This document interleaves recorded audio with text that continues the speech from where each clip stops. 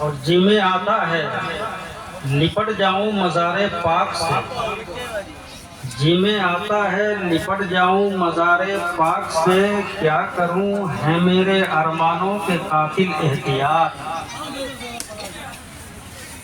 صاحب مزار کے در پہ دو طرح کے لوگ آتے ہیں، ایک تو وہ لوگ آتے ہیں یہ تمنا لے کے آتے ہیں کہ مجھے صاحب مزار کی نگاہ ہو جائے تو میں دولت مند بن جاؤں، مجھے اقتدار مل جائے، میرے پاس ایک مکان ہے تو دو مکان ہو جائے۔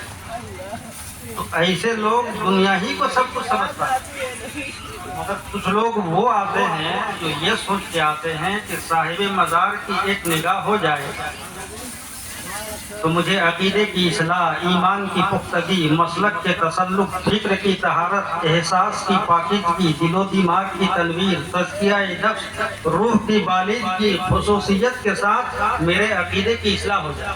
سبحان اللہ سبحان اللہ۔ کچھ لوگ ایسے بھی آتے ہیں یہ سوچ کے آتے ہیں کہ صاحب مزار کی ایک نظر مجھ پہ ہو جائے تو مجھے جینے کا سلیقہ آ جائے، یہ میرا سینہ جو سینہ ہے یہ فقط سینہ نہ رہے، محبت مصطفیٰ کا مدینہ بنے، عشق رسول کا مدینہ بنے۔ ایسے لوگ کامیاب ہیں جو یہ سوچ کے آتے ہیں۔ آپ لوگ بھی دعا مانگتے ہو تو کوئی دولت مانگتے ہو، کوئی ثروت مانگتے ہو، کوئی اقتدار مانگتے ہو، مگر دعا میں کیا مانگنا چاہیے مجھ سے سنیے۔ عشق سرکار میں جینے کا کرینہ مانگو، عشق سرکار میں جینے کا کرینہ مانگو، نہ دولت مانگو نہ ثروت مانگو، مانگنے والوں دعاؤں میں مدینہ مانگو، سبحان اللہ۔ مانگنے والوں دعاؤں میں مدینہ مانگو۔ آرام کر تھوڑا حضرات، میں ایک حدیث پاک آپ کو سناؤں تاکہ صاحب مزار سے آپ کو قربت حاصل ہو، دوری نہ اختیار کرنا۔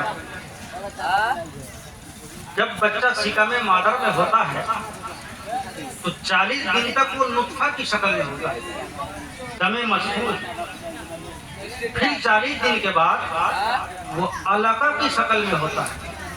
علقہ جوب کو کہا جاتا ہے، انگلش میں ریش کو بولتے ہیں۔ پرانا پانی میں ایک کیڑا ہوتا ہے جو انسان کے جسم پر بیٹھتا ہے اور خون پیتا ہے۔ پھر 40 دن کے بعد 40 دنا 80، 40 دیا 120، 120 دن کے بعد وہ مدغہ کی شکل میں ہوتا ہے، مدغہ گوشت کی شکل میں۔ پھر فرشتے آتے ہیں اس میں روح ڈالتے ہیں، رب فرماتا ہے اکتب بے کتب رزق ہی و عمل ہی و اجل ہی و سقین و سعید۔ اے فرشتے اس کے تقدیر میں تو لکھ دے کہ یہ امیر بنے گا یا غریب بنے گا، فرشتے اس کے تقدیر میں تو لکھ دے کہ یہ اچھا عمل والا بنے گا یا بدعمالی کا شکار ہوگا، فرشتے اس کے تقدیر کے دفتر میں لکھ دے کہ یہ 40 دن کے بعد مرے گا، 20 دن کے بعد مرے گا۔ تو یہ سب باتیں لکھی جاتی ہیں۔ سقین اور سعید، یہ نیک وقت بنے گا یا بد وقت بنے گا، یہ سب چیزیں لکھی جاتی ہیں 120 دن کے بعد۔ اگر ماں پڑھی لکھی ہوتی اس کے علم میں یہ بات ہوتی کہ 120 دن کے بعد میرے بچے کی تقدیر لکھی جائے گی، تو ماں 120 دن سے پہلے شب دیجور کے سناٹے میں مصلی بچھا کر اپنے رب سے دعا مانگتی، پروردگار یہ میرے پیٹ میں جو بچہ ہے اس کے نصیب میں تو جاہل ہونا نہیں عالم ہونا لکھا۔ پروردگار میرے پیٹ میں جو بچہ پروان کر رہا ہے اس کے پیٹ میں تو غریب ہونا نہیں مالدار ہونا۔